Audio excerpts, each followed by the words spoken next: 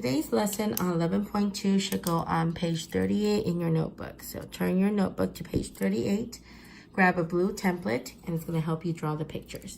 So I'm going to start with lesson 11.2, areas of trapezoids, rhombus, and kites. These are all shapes we visited in chapter 8, and this time we're talking about its area. Some of them have very different formulas, so make sure you watch out for these formulas. So trapezoids, we have two different types. We have an isosceles, and we have just a scalene or just a regular trapezoid. So number 20 on your template is a more regular trapezoid, where this side that I just drew now could be a straight line down.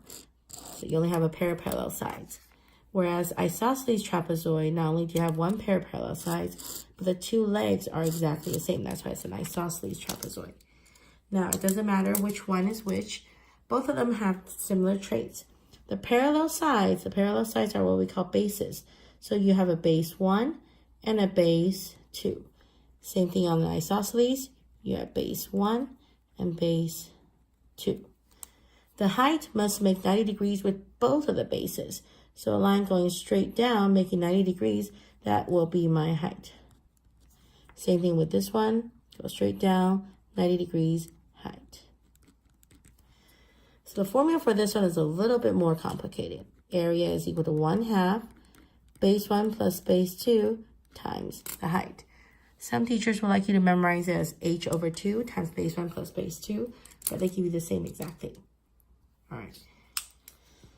Surprisingly, a rhombus and a kite actually has very, very similar formulas. So rhombus and kite. What you may not remember is that rhombus and kite have one trait in common. So we'll discover that in a minute. So taking number 22 on your template to draw your rhombus. Remember, rhombus is the one that's parallelogram, has all the same sides. And then kite, I would choose probably template number 8 to help me out.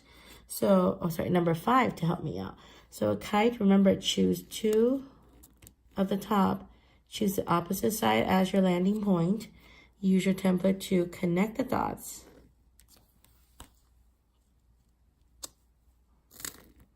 There's my kite and my rhombus.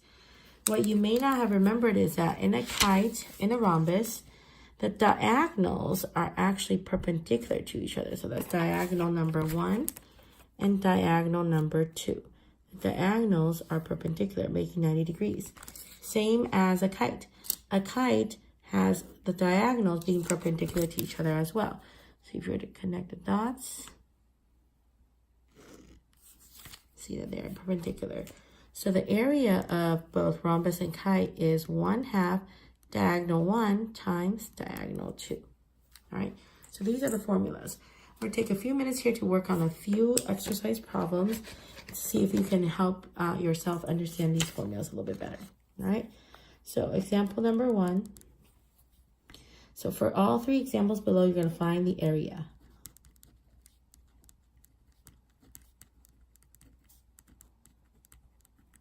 All right, example number 1.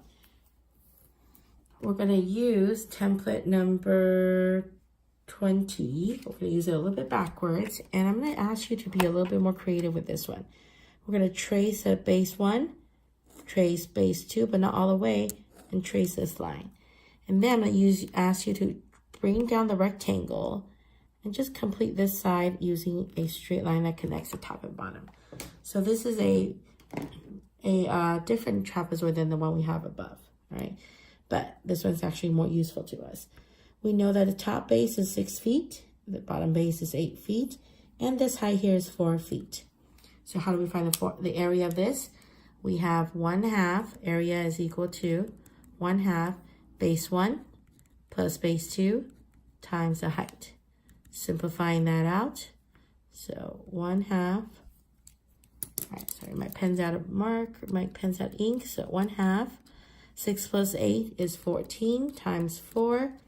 Half of 14 is 7 times 4. You get 28 square feet. And that will be my final answer for this particular trapezoid. Okay? All right, moving on to number 2. We are now discovering a kite. So let's be creative, and I'm going to use template number 23. So using template number 23, I can go top, and since this is the opposite of my vertex, that's where I make my mark, and this is my kite. So go ahead and connect the dots. And in this problem, don't forget, we definitely need the diagonals, because in a kite, the diagonal is what's important. So in this kite, the diagonal here says from tip to bottom here, it's 14 inches. Then it says that this here is 3 inches. So how does that help me? Well, in a kite, I know that the diagonal bisects this second diagonal. So that means this side also must be 3 inches. So my formula says 1/2 diagonal 1 times diagonal 2, which is 3 plus 3, giving me the 6. So half of 14 is 7 times 6, 42 square inches. All right. Last problem, number 3, we're going to visit a rhombus. So let's go ahead and use template number 22 again. And maybe be a little bit more creative and put it on its side like so. All right. So this is a rhombus. And again, rhombus, we're dealing with its diagonals. So I think that's the most important piece here. All right. And the book is being very creative. It says this is 30 meters. And this piece is 40 meters. All right. It looks like it's only giving me half of the diagonals. So I think that will work to our favor. But nevertheless, 1/2 of a full diagonal this way is 40 plus 40. That gives me 80. And then the second diagonal is 30 plus 30. That gives me 60.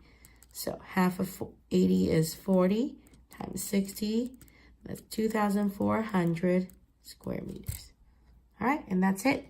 Don't forget, the homework tonight should go on page 39 in your notebook, and refer to the notes above and formulas for any help you need. All right?